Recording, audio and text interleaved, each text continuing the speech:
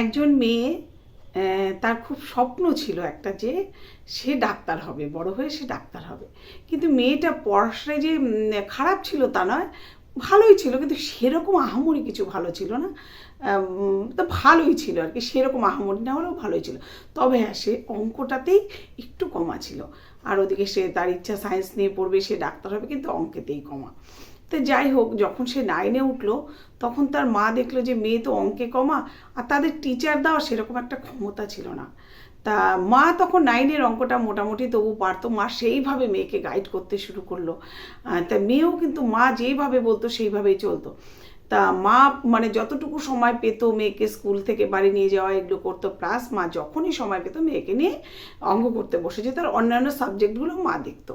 কিন্তু যখন ক্লাস 10-এ উঠলো, তখন মায়ের পক্ষে সম্ভব ছিল না সব অঙ্কগুলোকে নিজে বুঝিয়ে করানোর। অন্যান্য সাবজেক্টগুলো মাই দেখতো, কিন্তু অন্য বিষয়গুলো মা আর পারতো না। তখন বাবা অফিস থেকে রাত্রিবেলা এসে বাবা তখন কি করতো, যে বাবা মেয়েকে নিয়ে পড়তে বসাতো, আর সে অঙ্ক অনেক রাত অবধি বাবা জেগে সে মেয়েকে অঙ্ক করাতো, অঙ্ক বোঝাতো। কিন্তু বাবাকেও তো আবার ভোরবেলা উঠে অফিসে যেতে হবে, সে একজন খুবই সাধারণ একটা চাকরি করতো।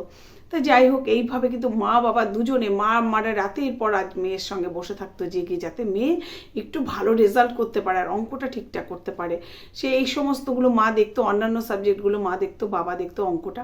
এই করে করে মা বাবা দুজনে মিলে মেয়েটাকে মানে এত সুন্দর করে তৈরি করলো, যে মাধ্যমিক দেওয়ার আগে তার সমস্ত কিছু মানে তার মানে যা যা যেখানে যতটুকু প্রয়োজন সে সবটুকুই নিজে আয়ত্তের মধ্যে নিয়ে আসতে পারলো। হ্যাঁ, তাতে এইভাবে কিন্তু সে মানে সুন্দর করে বেশ মাধ্যমিক পরীক্ষাটা সে দিল। আর মাধ্যমিক পরীক্ষায় সে খুব ভালোভাবে মানে ভালো রেজাল্ট করলো, আর রেজাল্ট করে সে কিন্তু সায়েন্সও পেয়ে গেল। হ্যাঁ, তখন তার বাবা মা বললো যে ঠিক আছে, ও তো মাধ্যমিকে ভালো রেজাল্ট করলো বলেই যে সায়েন্স দেবো, তারপর যদি অসুবিধা হয়।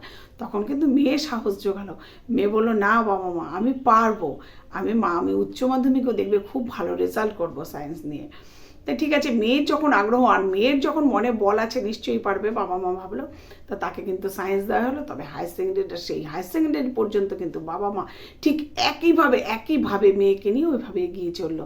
কিন্তু সত্যিই সে হায়ার সেকেন্ডারিতে খুব ভালো রেজাল্ট করলো, খুব ভালো রেজাল্ট করলো। আর সে কিন্তু সত্যি মানে তার যেটা ইচ্ছে ছিল সে ডাক্তার হবে, সে মেডিকেল নিয়ে পড়লো। তারপরে পড়ার পরে সে কিন্তু তার জন্য কিন্তু মেডিকেল নিয়ে পড়ার জন্য কিন্তু তাকে একটা পয়সা খরচা করতে হয়নি। হ্যাঁ, তা যাই হোক, তারপরে সে মেডিকেল নিয়ে পড়ার পরে সে কিন্তু একজন বড় ডাক্তার হলো, আস্তে আস্তে সে একজন বড় ডাক্তার হলো। তো এইভাবে যদি কেউ মনে করে যে আমি এটা করবই বা আমার ছেলে মেয়েকে দিয়ে এটা করাবই, মানে যে করবে বিশেষ করে তার মনটা থাকতে হবে, তাহলে কিন্তু তার জীবন একদিন সাফল্য আসবে।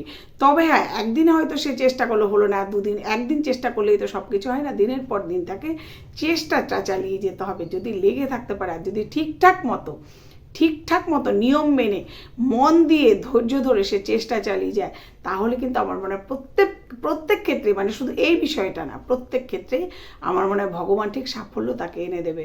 তাই আমাদের প্রত্যেককে যদি কোনো লক্ষ্যে পৌঁছতে হয়, তবে আমাদের কিন্তু ধৈর্য ধরে সেই কাজে লেগে থাকতে হবে। তাহলে আমার মনে হয় আমরা প্রত্যেকে সেই কাজে সাফল্য আনতে পারবো।